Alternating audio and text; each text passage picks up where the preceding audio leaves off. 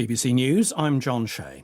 After 4 decades of armed struggle against the Turkish state, the Kurdish PKK group has marked a symbolic first step in laying down its arms. Fighters surrendered their weapons to be burned at a ceremony in Iraqi Kurdistan.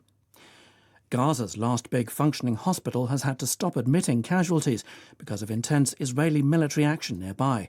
Staff at the Nasser Medical Complex in Khan Yunis say life support systems are shutting down for lack of fuel. Beijing and Washington say a meeting between the US Secretary of State and his Chinese counterpart was positive and constructive.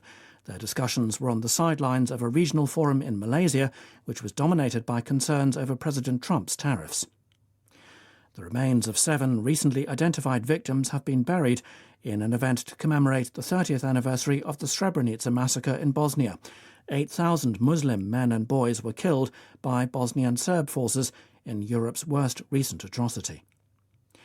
30 people have been killed in central Myanmar after the military hit a monastery with airstrikes.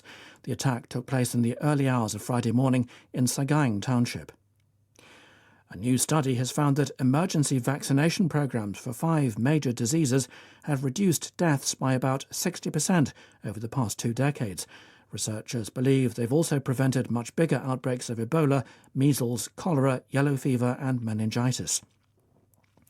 Astronomers believe a mystery interstellar object discovered last week is probably the oldest comet ever seen.